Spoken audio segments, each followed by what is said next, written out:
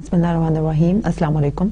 I welcome you to the 13th lecture on the course Management, Organizational Policies and Practices. Before we start with the contents of the 13th lecture, let me give you a recap of lecture 12, which was on employee involvement programs, and when we discussed the importance of the participation of the employees in the decision making of the organization, what impacts this participation by the employees has on the managerial decision making and on empowering the employees, or how it is a motivation or the incentives for the employees to be a part of the team by the employer, right? So we discussed that the different there can be different initiatives by the organization to get the employees involved in the whole process.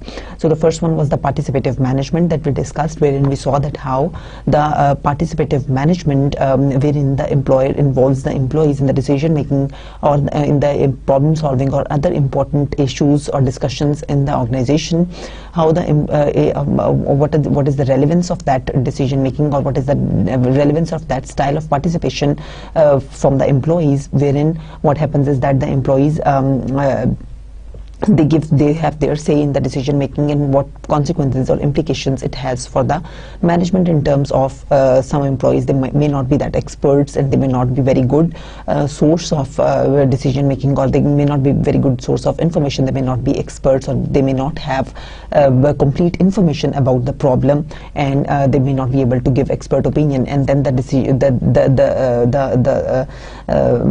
different options given by those employees that might lead not to a very good decision by the managers, because the managers might get biased or something, right? So the managers, they need to make sure that the problems in which they are introducing the employees, or in which they are taking the representation of the employees are that the problems relate to those employees. And secondly, the managers should also make sure that the employees, they have the proper say, they have the proper knowledge about the problem. So if they don't have adequate knowledge about the problem, then it can be a problem to get the employees involved in the decisions. Then the representative participation is another way to get the employee involvement. So in representative participation, we discussed that there are two types. One was when the employees through unions, they are the union representatives, and the unions are formed, and through those unions, employees say is communicated to the top management. And there are in certain organizations the unions are formed, and the unions are very strong representatives of the employees. When the size of the organization is beyond a minimum level, right, or beyond about 50 or more, when there are employees, then the employees, they have that right to form the union. The unions can be formed in organizations where the size of the employees is greater than 50, or the organization size is greater than 50 employees, right?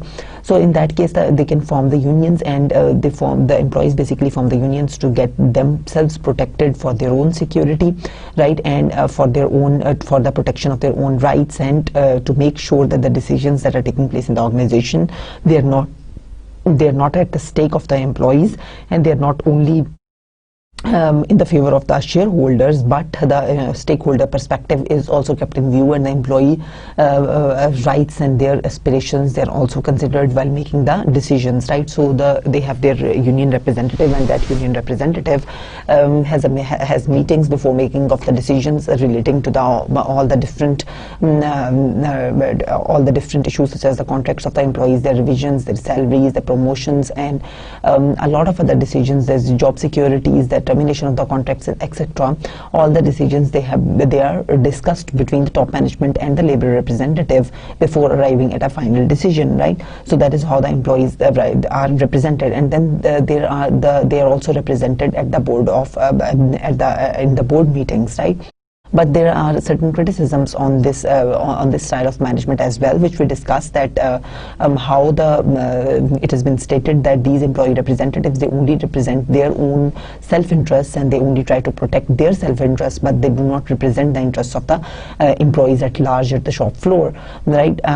So that was a criticism on this. And then we discussed the quality circles, that how in these quality circles, a group of 10 to 12 or 15 employees, who are concerning the similar problems, or who have the similar tasks, they get together along with their supervisor. They share the different problems, they share the how those problems they can be addressed, and so on, and then they arrive at they give certain suggestions on what can be done to solve the problems, what are the different options, etc., and then they come up with the solutions. And but these the employees who are part of these quality circles, they don't have a final say, or they don't have a final authority on the decision, but they can just make their recommendations. Therefore, the quality circles that has also been criticized because it is stated that its effectiveness is, although the decisions of the quality circles, or although they are reported to bring some improvement in the quality of the decisions and in an attempt to empower the employees, but still they have been criticized, stating that it's just a bandwagon by the management to show that they are really involving employees, but actually employee involvement by this way is minimal, because they have just an hour meeting or so in a week out of the 40 hours, 35 or 40 hours of work a week, right? So this is how they are being criticized. Then we discussed that how these employee involvement programs, they are linked to the different motivation theories, and therein we discussed that how we discussed a number of the relevance of these employee involvement programs to the motivation theories, such as the Herzberg's theory of the hygiene factors and the motivators. In there we discussed that how there are certain factors, that only the hygiene factors that prevent the employees from getting job dissatisfaction, and there are certain job satisfiers, and those satisfiers, they are basically the how to empower the employees, how to involve them in the decision-making programs of the organization, and by their involvement, by the autonomy and by the empowerment to the employees, they can be the long-term satisfaction of the employees that can be achieved. So they are the motivating factors, right? Then we also had a discussion on the job characteristics theory, that also emphasizes on empowering the employees, that how empowering the employees that can lead to this long-term satisfaction and the long-term results and the long-term motivations of the employees in the form of commitment and satisfaction and the reduced turnover, and so on, right? And then we discussed that how these rewards, they can be linked to the motivation of the employees, and we discussed that the rewards, they are basically of two kinds: the extrinsic rewards, which are in the form of the money, in the form of promotions, and in the form of other number of extrinsic factors, and we also have the intrinsic rewards that can also be used to motivate the employees. And these intrinsic rewards can only be merely a recognition from your employer or from your supervisor. They can just be a recognition, a thank you note from your supervisor, right? Acknowledging your efforts and acknowledging your output. That sometimes that can even be more than enough for you, or recognizing your efforts in front of a larger group of people, or in the front of the significant others, right? That may make you give you a sense of accomplishment and a sense of achievement and a sense of recognition. So there are also the intrinsic awards that can sometimes motivate the employees, and we discussed that these two different forms of awards, such as the extrinsic or the intrinsic rewards, they can have their influences on the motivation of the employees. And the managers, they need to understand that what are the motivational orientations of the employees. Some employees, they are more satisfied with the extrinsic rewards, and some employees, they require, or their need is the intrinsic rewards, so they are more satisfied with the intrinsic rewards. So it depends upon what are the motivational orientations, and the managers, they need to understand the different requirements of the different individuals and customize their policies and practices and the intentions and the reward structure according to the requirements and the needs of the employees. Then we discussed that how the organization, it needs to establish its pay structure, or how it establishes its pay structure, and what it has to pay. So in order to decide what it has to pay, we discussed that there is both an internal criteria and we discussed an external criteria. As per the internal criteria, we discussed that the manager or the organization or the employer needs to see that what is the job description, what are the particular characteristics, or what the potential employee is going to perform, right? And vis-a-vis that, those job characteristics, what is the value that the potential employee is going to provide to the organization, so we judge the potential employee on the basis of the value added that he can provide to the organization, and the potential contributions of the employee to the organization, organization or is worth to the organization, and then on the basis of that it makes its analysis and then it decides what to pay. But we also discussed that that is not the only way of deciding what you have to pay to the employee, but you also need to conduct an external environmental analysis in which you see the salaries of the competitors that are being offered on the similar position, right? So the salary of the competitor is really important, and that what the salaries or what package the competitor is providing, because if you are not providing as much and the potential employee is really worth it and you are not offering him as much as the competitor is offering, then he might be poached by the competitor even before he joins you, or after joining he may be poached by the competitor, because that might be a bigger incentive for the potential employee, especially when he is really capable and he is really skillful. So it really depends upon what kind of skills the job requires, what kind of skills the potential person has, what is the availability in the labor market of the person. Is the labor market very loose or it is very tight, right? So depending upon and how critical, how important that task is for you as an employer, right? So if there is like during the 1990s, there was really a huge demand for this IT people, the technical people, and their supply was in dearth, so they were paid really high. And same goes for this healthcare sector, the doctors and the other healthcare professionals. They have always been in their demand in shortages, and their demand has always been higher, so they have been paid higher, right? So similarly, the IT people, as I gave you the example, so it depends, really depends. Your pay structure depends upon a number of factors, but the most important of those are that your internal structure, what are your job characteristics, what are your requirements, how much the potential worker is going to add value to what you require, right? And then the external market, how the external market is, how the labor market is. So they are the really important and most critical factors in determining that what you have to pay. Then we had a discussion on how you have to pay. You have to reward the individual employees through the variable pay programs, right? And that is an option and this option has been increasingly utilized by the employers nowadays, because of the flexibility pressures that they have, that how they have to keep their costs low in face of the recession in the global economy, and in the face of the reduced demand for their products, how they can keep their costs low and how they can stay more and more flexible. So relating to that, there are a number of options that are available for the employers that we discussed in great detail, that how the employer chooses between those different options. And we started off our discussion from this piece rate pay, where we saw that how it is the basic, there is no basic pay herein, and it's only related to what your output is and you are getting per unit rate, right? So if you are producing 10 bricks, you will be getting the $10 for those 10 bricks, and if you are producing 20 bricks, you will be getting $20 for those 20 bricks, right? But and we also discussed that this kind of pay rate schemes, they cannot be offered at all levels of jobs, but in certain jobs they can be offered, and in certain jobs you cannot link them to without any basic pay. You cannot just pay them, right? And then we discussed this merit-based pay, wherein you make you pay the employees on the basis of their performance, right? Which is the pay for performance as well.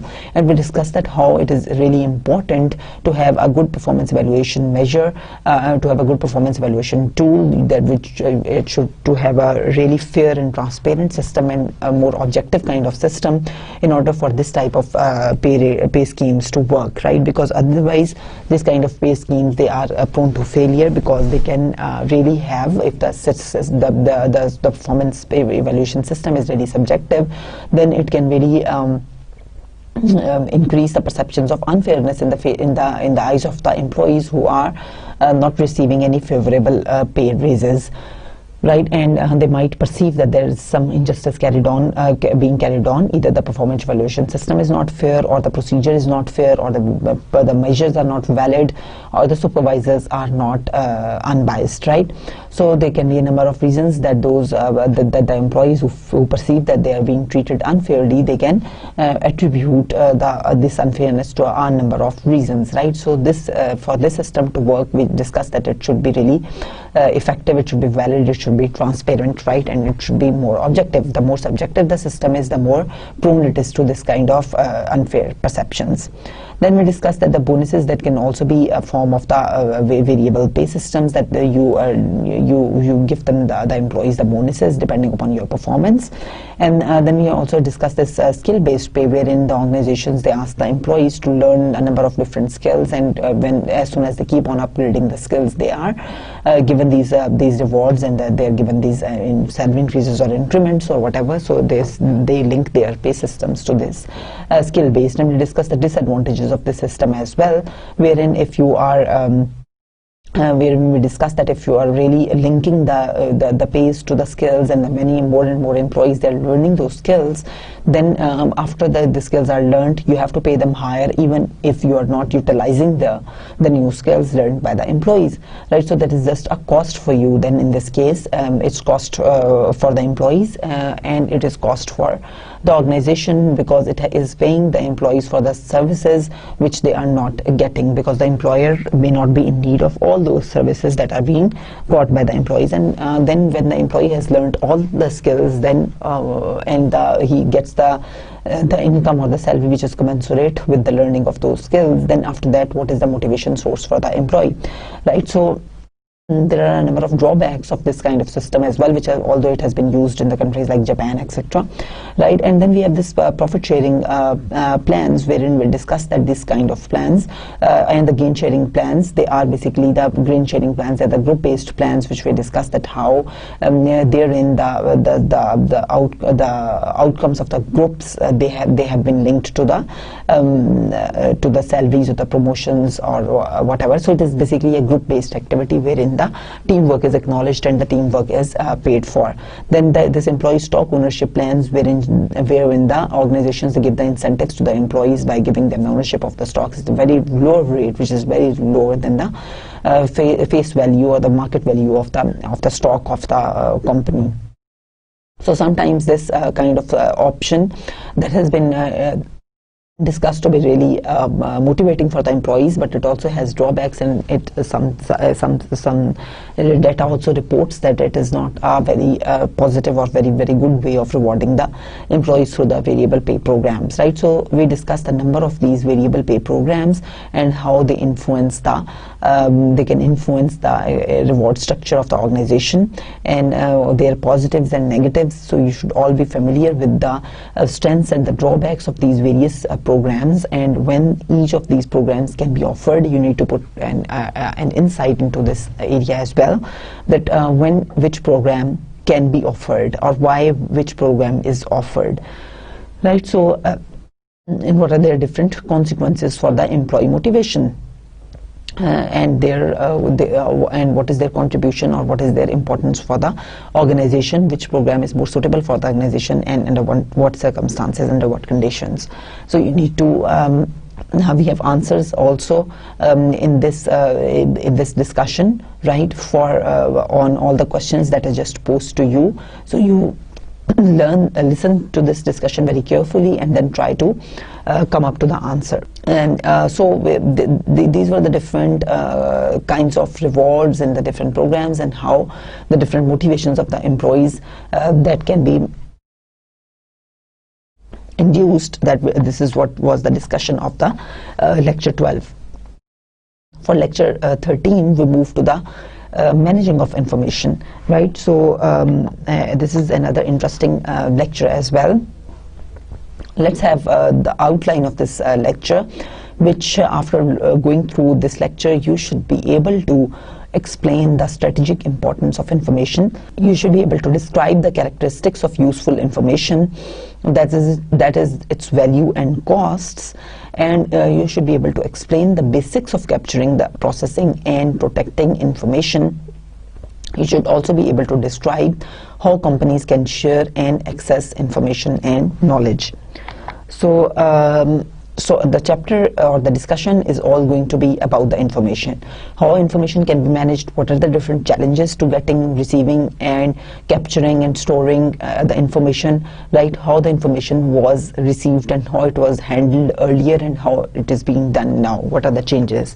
So then and now, I have a few examples for you. So before adding machines were used instead of the spreadsheets that are being used now.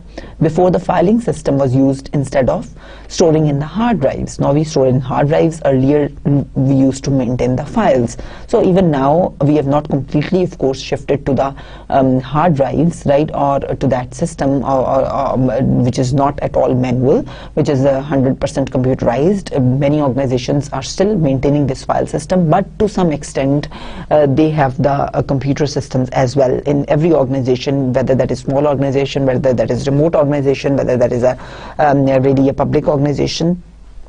You can see this this computer system there as well, right? So we have the software, although it depends upon to what degree you have become digitalized or computerized. That can be different, but the computers are introduced now in every field, in every area, and everywhere. Right, and then we have this hard copy summary, which used to be sent by post to head office instead of transferring through satellite. Now the fact sheets, the data sheets, any kind of letters, any kind of notifications. You're sitting in your Islamabad office. There are a number of branches in all the different areas, and you have the head office in Karachi, right? So all the information which used to be sent and received and which used to take a couple of days to be sent and received before the further processing could be done on the application of the customers and so on, and so that would be in hard copy summary, whether that is a report or a data or whatever. But now that can be easily transferred through satellite, that can be transferred through email, and that can be transferred through another number of electronic media or the electronic channels that can be used to transfer that information within seconds or within minutes, right? While previously that source was not available, and it used to be very costly, especially in terms of time, to transmit that information. Then electric typewriter instead of word processor, right? Of course, the word processor that has replaced this typewriter. Then the email system that has replaced the sticky notes, and the co-workers and assistants, they are now instead of writing, they're using this voicemail, right? You just drop a voice message, and that's it, instead of writing the messages. Moore's, basically, if you're familiar with this, Gordon Moore, who was the co-founding member of the Intel Corporation, he basically forwarded this law in 1966. And the law states that 80% of the, he basically made the 80% of the integrated processors which are used in the PCs, right? So that is what the Intel Corporation makes, right? And he's the founding member of that corporation, and you must all be familiar with Intel. Is a great name, right? And he basically predicted that every 18 months the costs of computing will drop by 50% as computer processing power doubled. And the computer today is much smaller and faster than mainframes used in the 1990s, right? So you see that over a couple of decades how fast this computer technology it has developed, right? This is really a remarkable growth of the IT industry and the computer industry in this sector, right? Wherein now you see that the computers, they're much faster, they're much smaller than they used to be decades ago, right? And you can even in the 1990s, now the mini laptops and the notebooks that you're holding in your laps and in your hands, they are much faster, they are much smaller in size, and they are much more portable. Then the rate at which this technology has progressed, it has been stated that if the technology had progressed at the similar rate at which the IT technology has progressed, if it has progressed at the similar rate in the car manufacturing industry, then the cars would be much cheaper too, right? Like the cars which are being produced by the GM or by the other companies that are really expensive, they would also have been much cheaper if their improvement in the technology had been at the same pace in that industry as well. Then we see that why it is important to have the information. We see that one, we have the raw data, right? And when we process this raw data in an informative way, then it becomes information. So if I give you an example that you have data of $5, $18.39 49 and 21, this is just a raw data, and what can you interpret out of this? What can you analyze out of this? What can you utilize out of this if you are given this data? Right? So it is not useful for you because it is not information. So it will become information only when it will be useful for you, and it will be useful for you when you will be able to interpret something out of it, when you will be you'll be able to draw some meaningful analysis out of it. Only then it will be a useful information, right? So if instead of saying this $5, $18, 39, 49 and 21, it's just a hypothetical example. If I say that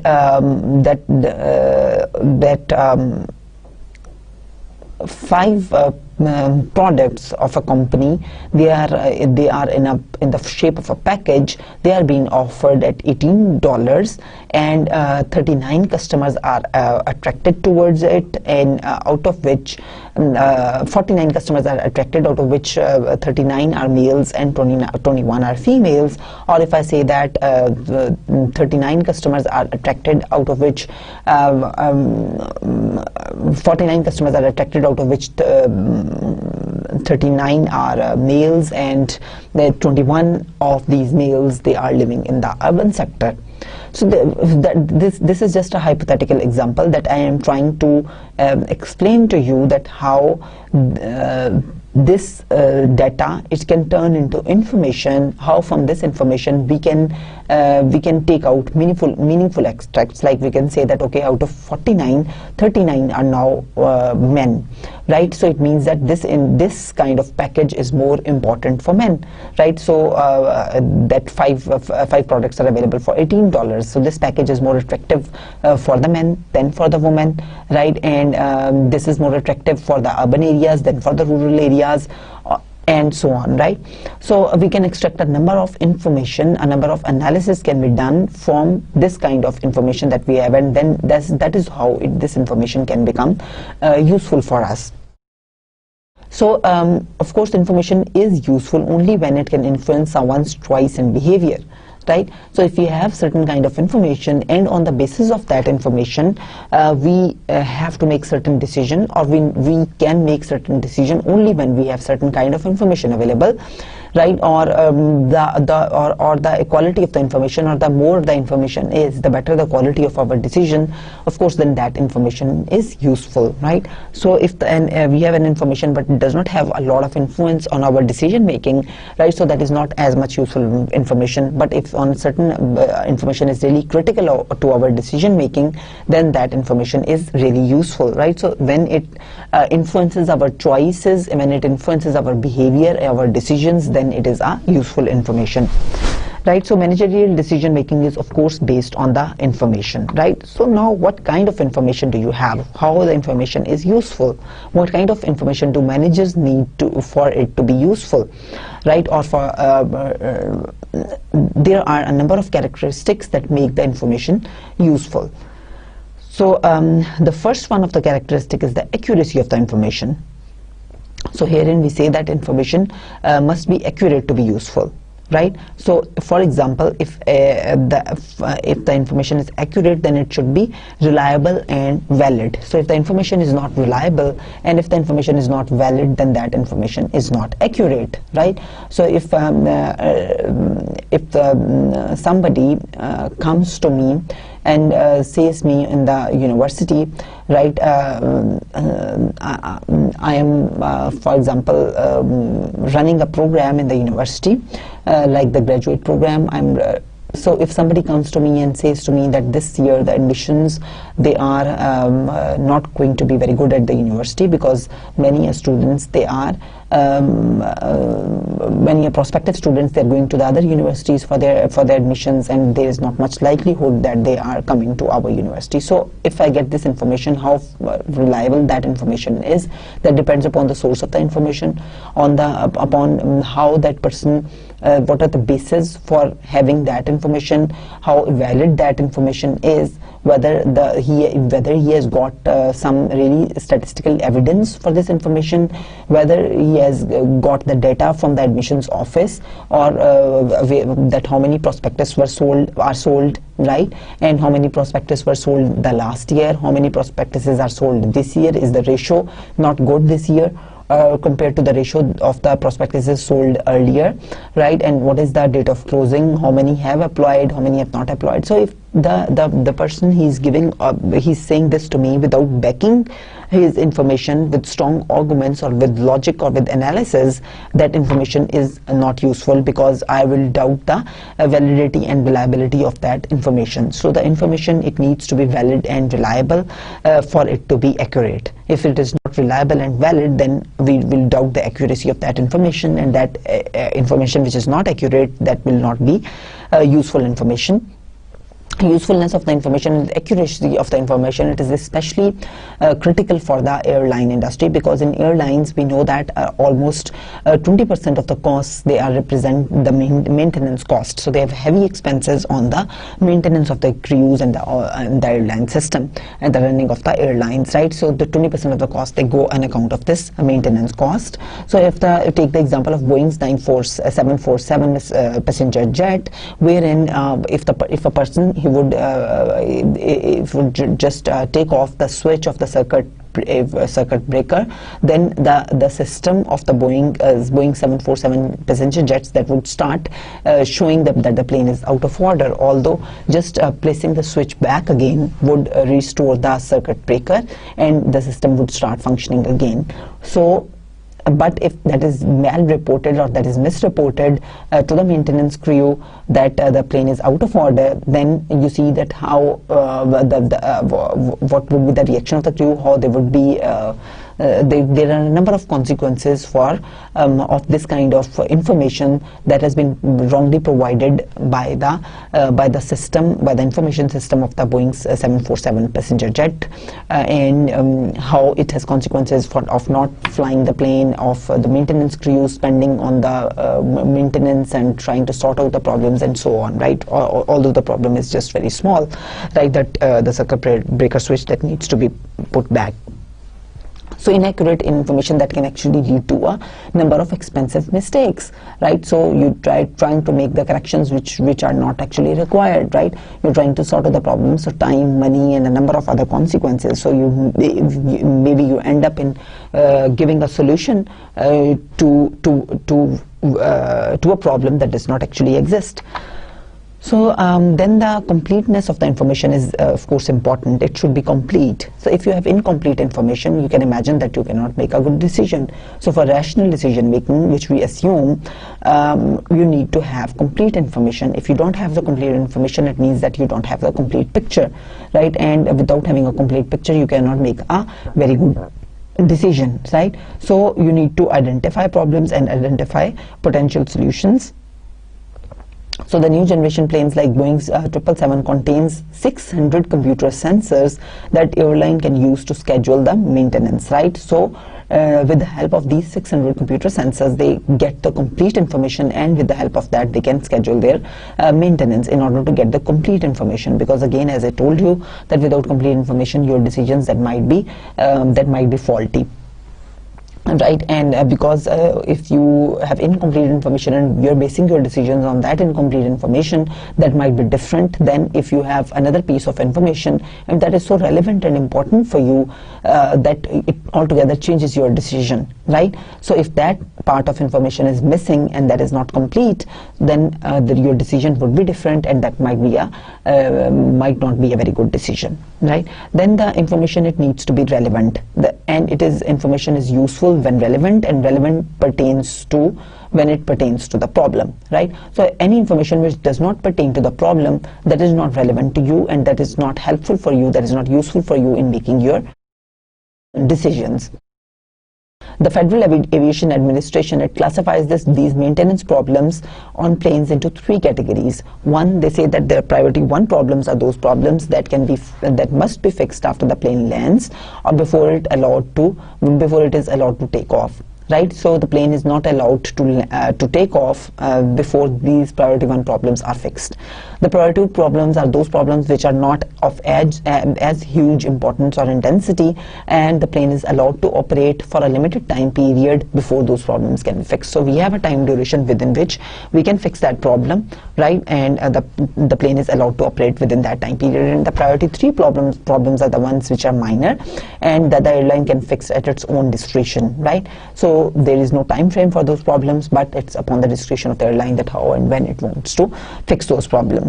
Then of course the information, it needs to be timely. You must have heard several times echoing it to yourself that I wish I had known that ahead of time. So several times we say this to ourselves that if I had known this before time, I would have done this, or I would have made this decision or made that decision. So this is timely information. That what is the importance of timely information? If you're familiar with this statement, you would also be familiar with the importance of the timely information. So the information available nowadays to plane maintenance crew is more accurate, reliable and timely.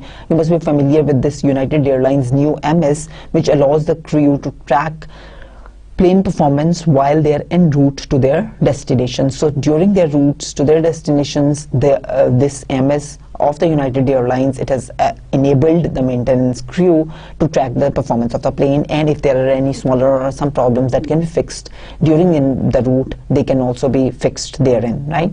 So because otherwise that can be really disastrous, especially in the case of the airlines, right? They don't have any margin of error. The system needs to be really accurate, and really the timely decisions need to be made, and the timely information needs to be gathered, right? So this is the quality of the information system. Then there are a number of costs which are attached to acquisition of this information, or of the cost of this useful information. The first one is the acquisition costs. Then the cost that we have to spend when we have to gather that information, when we have to collect that information, right? So that is the acquisition cost, right? So for example, if you have to conduct a research and you have to through a survey system or through a survey method, and you float the questionnaires, you have to get the questionnaires filled from the 10 or 20 banks. You have to go to the employees of those banks, and the costs, you can imagine yourself that the cost that you are incurring on acquiring that information. First you need to make a questionnaire, right? So you need to have a software to make that questionnaire. You need to have a computer to make that questionnaire. There will be some cost that will be attached to that. Then you printing of the questionnaire, that will need some cost. The photocopying of the questionnaire, that will need some cost. Then the traveling cost that will be attached to get that information to so these are all a number of costs that are attached to getting that information. Then you get the questionnaires fulfilled and you have all the information, but there is some acquisition cost that is attached to that information, right? Similarly, the CAB reports, that are basically the consumer investigation. They are basically reports that are being generated by the State Bank of Pakistan, and all the different banks and the other consumer credit companies, they take this report, they acquire this report from the State Bank of Pakistan before they have to process any loan application. So this report basically contains all the data on the history of the consumer, right? That what is the credit history of the consumer, whether he has been in bad debts, or he has been in bad loans, or his loan has been in overdue, he has not given his returns on time period. So this kind of information is contained in that report. Then we have the processing costs that are attached to this information that you have acquired. Once you have acquired the information, you of course need to process that information. So the questionnaire, the information that has been gathered through that questionnaire, that really needs to put somewhere, in whether that will be processed manually, or that will be entered in a computer, and there that will be processed, right? That how that will be arranged, how that will be brought into the format that is compatible, right? And so a number of issues that are related to the processing of this information, that of course it requires the certain costs that are associated with it. So like the Reader's Digest, it has its you see that it has its readership worldwide, so from a number of countries. I think from 39-40 countries there are people who are member of this Reader's Digest, who are reading this. So you see that how huge would be the system that would be required by this Reader's Digest to keep a track and to keep a record of its readers, right? So from all over the globe, when it has readers, what are the age groups of those readers, right? And from which region they particularly are, whether they are males or females, etc. A number of information on their demographics and a number of information on their profiles, etc. Then that might be need to be maintained by this Reader's Digest. And just imagine that gathering such a huge amount of data from a number of countries around the globe, what processing cost it requires. Might be requiring a number of mainframes to keep that information and to process that information. So right, so you can imagine the processing cost. Then of course the storage cost, that if we take the example of this Reader's Digest, how you have to store that information, right? And if it is being done electronically, it may not be of course possible to store all this information physically. If you have to store that electronically, then the systems that you need to store that information, right, whether it has to be stored in the magnetic tapes, or it has to be stored in the DVDs, in the CDs, what format they have to be stored in the computer, the hard drives and the external hard drive, etc. And all these the storage sources that we'll be discussing in our following presentation, right? But here we see that whatever is the mode of the storage of that information, whether that is manual or that is electronic, there's certain storage cost involved.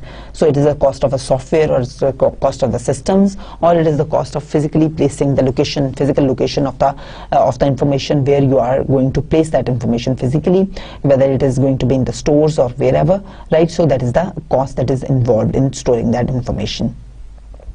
So following information available with SBP data base, such as age, estimated income, home ownership, cars ownership, occupation, children, number of credit cards, and so on. So all this kind of information, this is just the example from the CIB report that we discussed in our previous slide, that how this is SBP, that in this report it gives all this information, and you need to process all this information, and then you need to store all this information. So you need to have a strong MIS and a number of computers that are required to store all this information in case you are electronically storing the information. And if you are physically storing the information, I told you that how it involves the cost of the warehouse, or the cost of the store wherein you have to keep that information. Then of course there are certain retrieval costs that are attached. If you know that somebody has some information that is required by you, right, you first have to convince that somebody to share that information with you, and if that somebody is convinced that okay, he or she can share that information with you, then you have to get that information, processed, and you have to turn it into a format which is usable for you. And by the time all this gets done, then that information may no longer be timely, and that may not remain useful for you. So it's not that the retrieval costs are minimum, or that there are no retrieval costs, but there can be sometimes very heavy retrieval costs. So sometimes you know that somebody has the information, and sometimes that person is not willing to give that information to you, or that information retrieval, it may not remain possible anymore. In certain situations, circumstances can also arise wherein the retrieval may not remain possible. Then we have this communication costs that are attached to this information. Which are of course the transmission of the information costs from one place to another. Like the electric companies, they have employed these meter readers who walk from house to house, and they gather the information, and then that would be entered into the company computers, right? So these are the communication costs.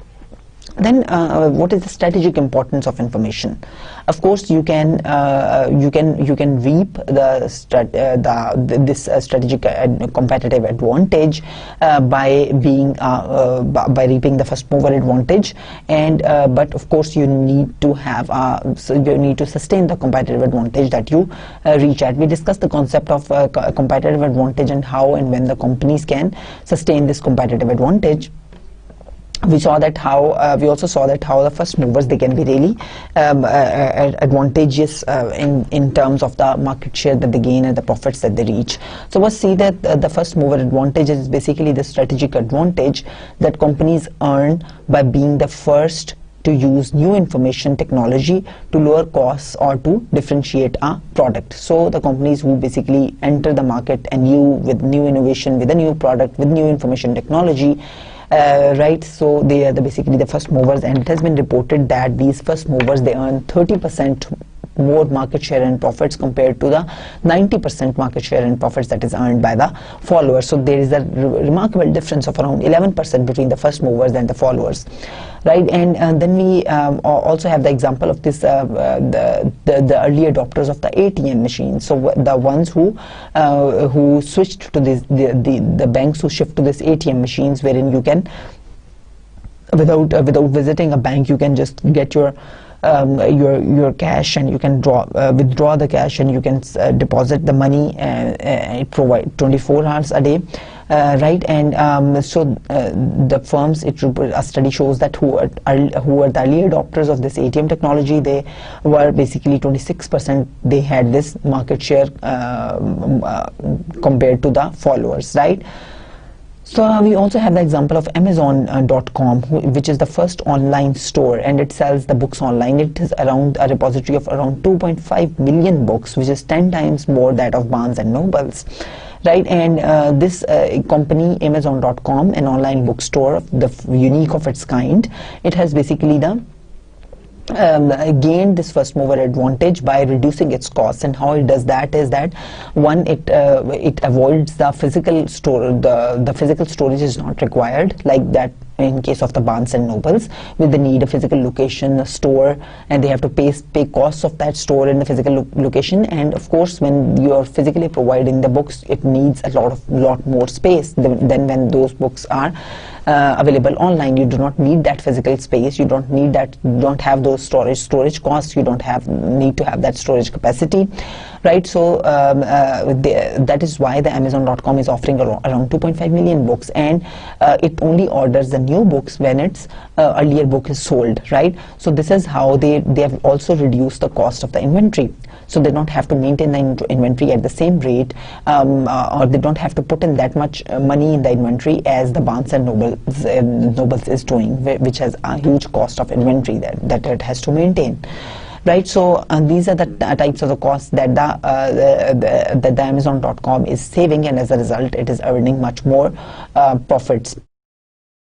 So these are some of the advantages of being a first mover, right? But this is important to note here that of course the first movers, they are reported to earn higher profits, but sometimes some organizations, when they enter into the market, they also have this follower strategy, right? So what they do is that they just follow or they have this imitation strategy, in which they after the first mover has entered the market, and the market share of the first mover increases in the beginning, and then when the technology becomes old and obsolete, then when the followers, they basically, what they do is that when the first mover has launched the product in the market, they learn from the first mover the technology that has been used, and they imitate that technology, and then they enter into the market with much cheaper technology and at a lower price, and as a result they capture greater market share. So in some instances that also happens when the firms, they have this counter strategy prepared, that how they will imitate and they will come into the market and they will outplay the first movers.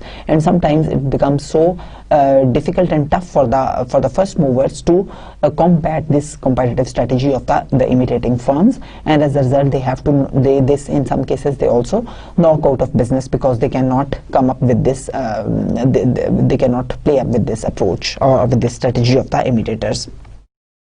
So the firms, they really need to be careful. The first movers also, they need to be careful that how they are getting the competitive advantage for a particular IT technology or the strategy that they're following, and if they're getting that competitive advantage, is that sustainable or not? So they are the important questions they need to concern themselves.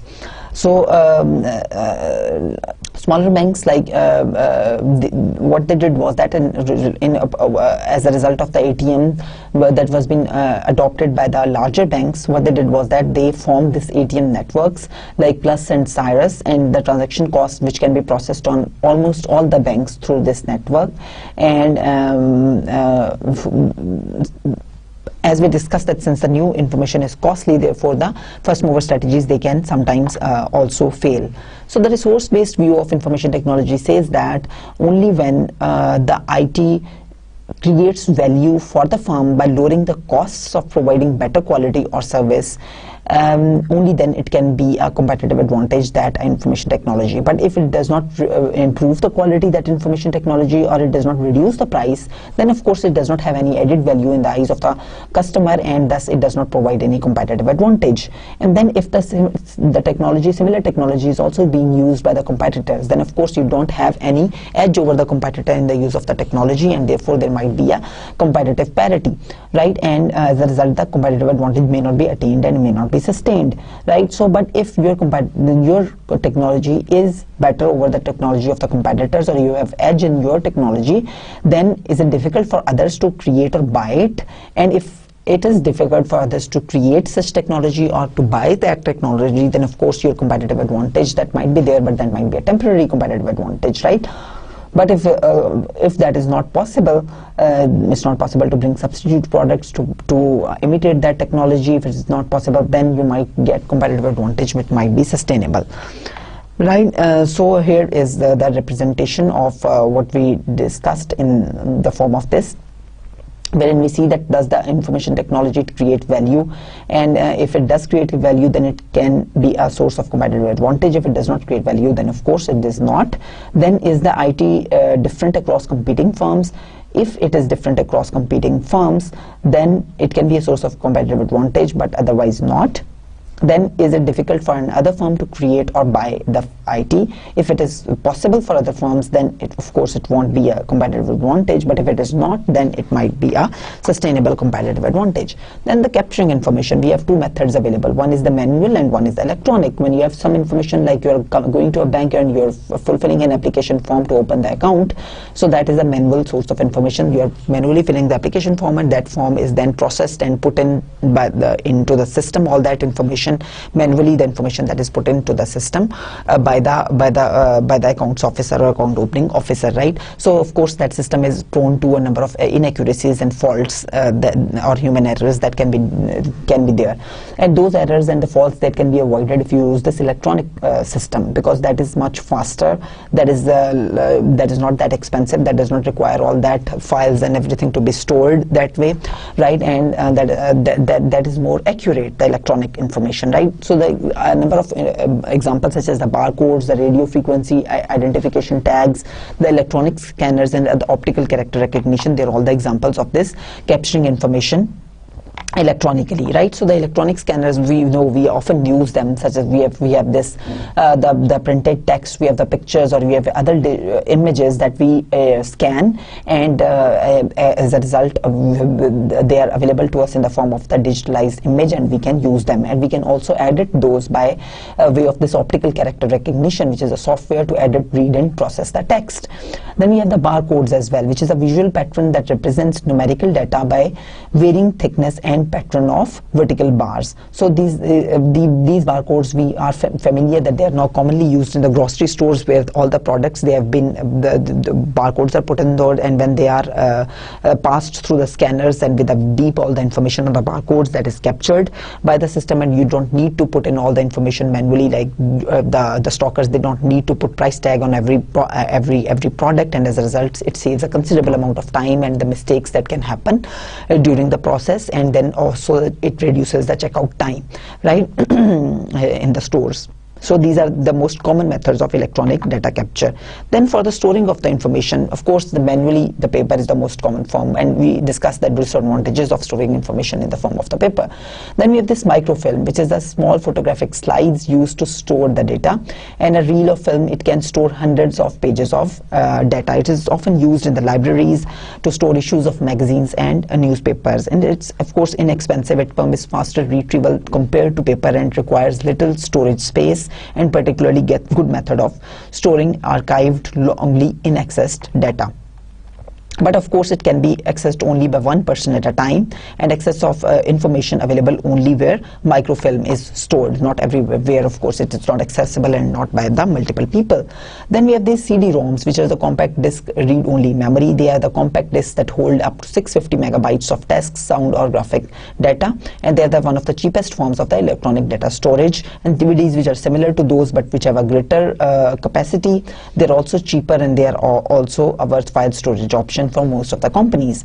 Then we have these data storage tapes, which are used for this archive data, and you can say that they are often used as the secondary data source, right? The hard drives, which are the most commonly used data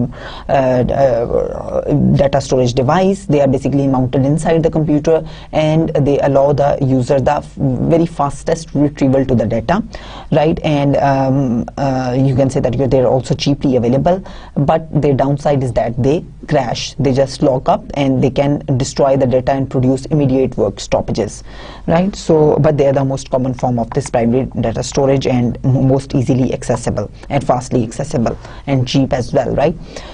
Then the processing information. Of course, there are three kinds of the computer processing. One is this centralized processing, wherein the processing and storing data from individual computer terminals on the mainframe computers, which have gigabytes of memory and terabytes of hard drive storage spaces. So the information processing is centralized through the mainframes, like in the face of the Reader's Digest, wherein they have huge amount of information that is stored on the mainframes and processed centralized. Then this distributed processing is where you are processing and storing all the data in the desktop computers. The individual employees, they have this desktop computers, then they can fastly, and when they are, for example, an applicant comes to the to an individual for the processing of for his loan application, he has this desktop computer wherein he will process all that information and give that to, so that is fast and easy way of this processing of the information. And shared processing is basically a